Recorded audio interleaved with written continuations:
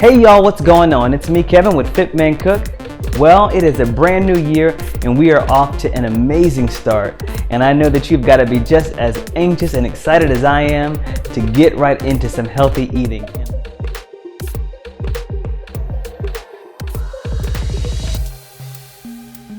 And I just started to blog and share my meals online. It was not something that I thought that I'd be doing.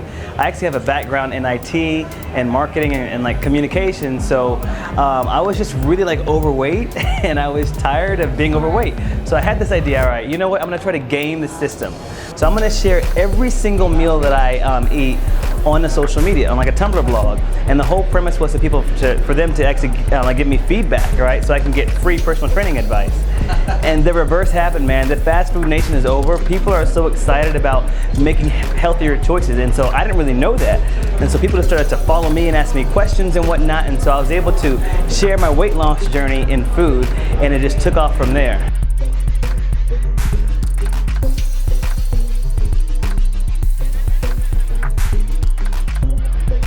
Awesome. I think it's called a multi-channel network, right, on like YouTube. And what they've really been helpful to do is just to kind of give me tips on growing the social media brand, tips on like how to post, and tips of like how to film content to make it much more like engaging, because that's the main thing, is that people, even though they can watch like these long videos, when it comes to health and food, people want to listen for about 30 seconds, right? And so Whistle Sports, you know, they kind of come in and they kind of help me to say, hey, you know what? It'd be great, Kevin, if you could show us like 5 quick tips or like 5 cool things that you can do at the grocery store. And are you shooting this all yourself? Yeah, I do. Wow. And, the post-production, all the editing? Yeah, so it gets pretty time consuming, but I love it. In the future, I'm going to be looking to actually get more help with that, so I can focus a lot more on content creation, because that's really driving the conversation. So there's some creator tips, like how do you keep the content fresh? How do you know what people actually want to know? Right, so quick tip is, first off, you gotta just be consistent with it. You gotta keep on posting and putting content out there, and that leads it. So for Instagram, I would say post at least 3 times a day. Once you're much larger, you don't have to do that like any longer.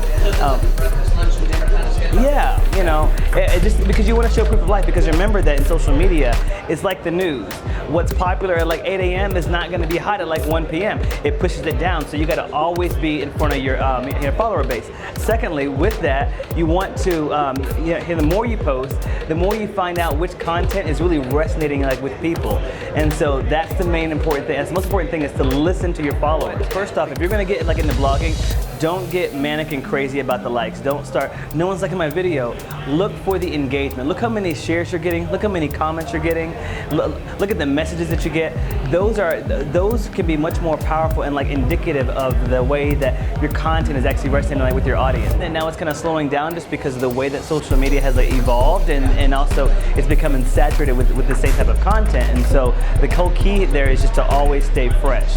So before, I was growing at an incredible rate when I first started out, because there weren't too many people like me who were just sharing the open content, and I'm also a dude who was sharing, you know, pretty food and easy, practical food, so people loved it.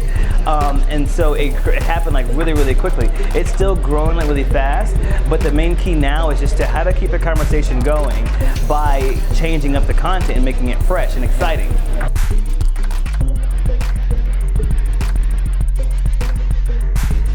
I think that it's most important. It's more important the actual type of content that that you're sharing and how you shoot it. You don't have to have a 4K camera to go ahead and do that. I used to do stuff with my iPhone, and people loved it. In fact, some of my most viral posts are just with my iPhone. So it's the way you shoot it plus the content like itself. Now, as you get, it really depends too, like on like your purpose here. If you're, for instance, in the food space, if you want to make something look like food porn and just make the most healthy looking burger, but make it look just so like unhealthy, get yourself a 4K camera to do that, because that's what's going to be helpful for you. But otherwise, no, it's just the way that you shoot it. How are you monetizing? How are you making money from this? And so I actually have a lot of great brand partners that actually help me out, but also I just launched an app last year, and it became the #1 app in over 80 countries in food and drink.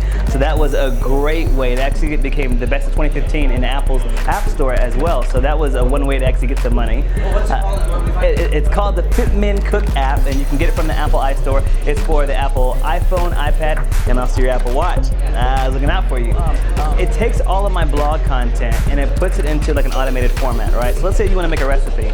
This app will take that recipe and you can scale it up and down. So let's say you're going to cook for yourself or for a family. You can scale up the different serving sizes, and then from that you can generate a shopping list. So you can go to the store and actually know like what you want to buy. Plus it has a calorie counter, so you can track your macros on a daily basis, and then you can also build out your own custom meal plan with it. So it's really like an all-in-one. And then that content can export to your Apple Health Kit, so as you're walking around burning your calories and you want to know exactly what am I burning versus what am I consuming. So this app helps you do that.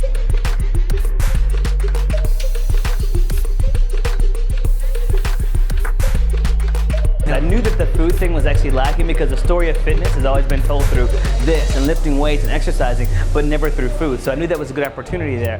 So you can't just. How did you do that? Oh, because I was blogging first. I was sharing fitness content through some other blog, and it wasn't about me. I was just sharing content out there to let people know there are tons of awesome creators out there that share good content, right? And so from that, I saw the need that, hey, food was not part of that. Plus, for me, I was trying to change my diet, and so it was important for me. It was personal for me, so I had to go ahead and do that for me. Now, when do you cut bait? It's such a hard question. I could say a couple things. When it becomes a chore, it may be time for you to move on to something else because you lost your passion for it. But you've got to give the idea time to grow. And just because people don't really like something that you put out there first initially, does not mean it's a bad idea. You may just need to listen to your audience a little bit more to find out what they want.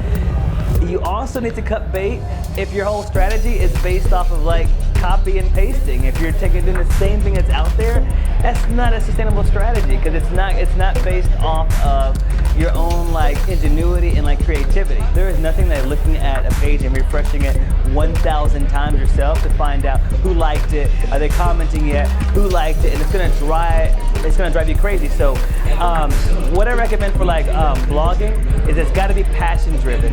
Do something that you really care about, even if it's knitting or cats or something. Just anything that you want to do, make sure it's passion driven because I guarantee you, when people aren't liking your stuff and they're not sharing it, you still want to share that content out. So it wasn't important for me if everybody liked my content. I didn't care.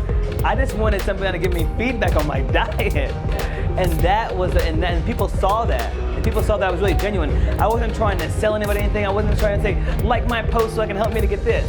No, I was just like, hey, what do you think about this meal? And that resonates with people.